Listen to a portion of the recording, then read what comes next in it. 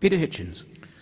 I think it's another part of what has essentially been a farce of British Middle East policy for the past several years, and not just Middle East policy, our amazing intervention in Libya, for which the current Prime Minister still has not received the amount of criticism that he ought to have done, in which we destroyed a stable country and created a failed state from which all kinds of horrors are now emerging and from which huge numbers of arms and explosives are now flowing into the hands of the wrong people.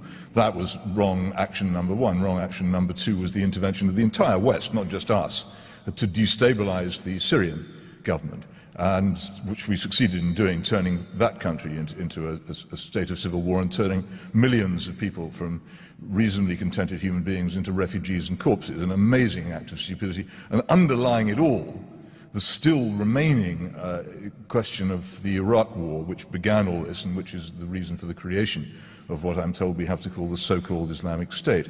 Every single action mistaken, wrong, full of blunders. And now, of course, we discover that we've secretly been sending people to fight with other countries. Perhaps we're doing this because we're incapable of doing it ourselves. During the last week, a British plane which had been flying over Iraq returned to Cyprus, and it was so old and decrepit that its missiles fell off as it attempted to land. This is the state of our armed forces. We set ourselves up as the country to democratize and reform the world. We can barely maintain proper armed forces. We can barely defend ourselves. I'm amazed that we concentrate so much upon this. The real threat to this country's independence, sovereignty and everything else lies as it has lain for the past 40 years in the European Union, about which we do nothing. I merely mention this because we obsess constantly with these interventions in the Middle East which all go wrong, which do nothing but harm, and we're incapable of defending ourselves, and also we're incapable of sustaining proper, efficient armed forces, or indeed of fighting on our own account. And it's time people let's leave it there. Peter, let's leave it there. I want to bring in Francis. It's Peter Hitchens.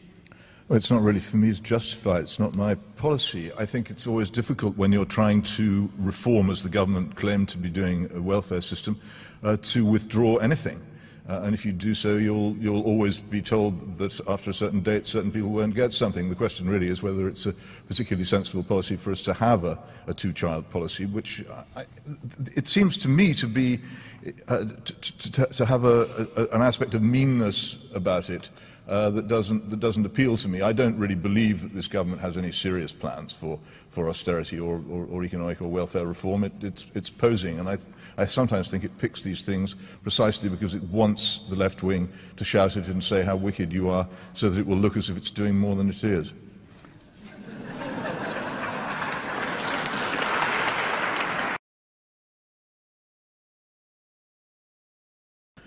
I really don't see why we have to have such narrow, miserable politics that we can't even imagine that somebody who believes what he thinks, who actually believes in what he says, can be leader of a political party. I don't agree with anything. I do agree with one or two things. I think Jeremy Corbyn and I would have agreed about the stupidity of the Iraq war, for instance, but on most things I would completely disagree with him. But that's good.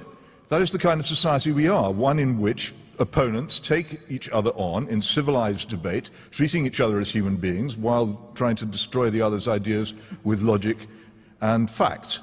And you cannot do that if you constantly say, oh, we can't tolerate anybody in politics who says anything openly about what he really believes.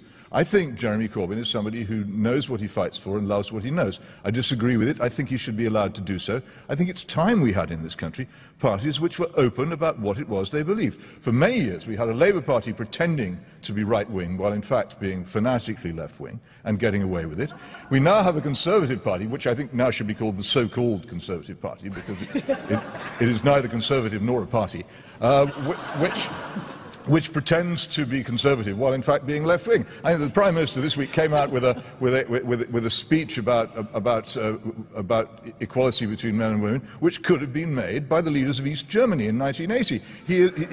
Things come out of his mouth which I used to say when I was a Trotskyist in the 1970s. He doesn't even know the origin of the ideas which he espouses. So it's time we had political parties which would look like what they were. So yes, let's have Jeremy Corbyn, and out of somewhere can we please find somebody on the other side who speaks with equal passion for patriotism, for Christianity, for the married family, and for the traditions of this country which so badly need to be preserved. I'd like to see somebody on the other side as firm about that as Jeremy Corbyn is on his.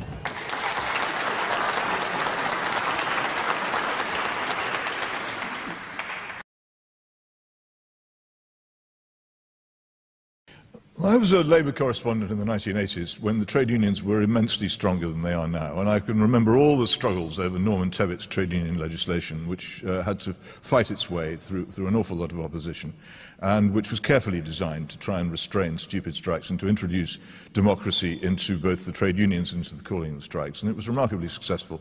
And I'm slightly puzzled as to why that very strong, very well-crafted legislation should now need to be extended when the trade unions are so much weaker. The freedom to strike seems to me to be one of the essential freedoms of a free society. I've never forgotten going to Poland in the winter of 1980 and meeting Lech Wałęsa, who was standing up against the entire authority of not merely of the Polish Communist Party but of the Soviet Union, simply by the power of strike action. And without that freedom, exercised with immense courage, I have to say, he wouldn't have done what he did, which was eventually to bring down the entire communist empire. It's always stuck in my mind that it works both ways.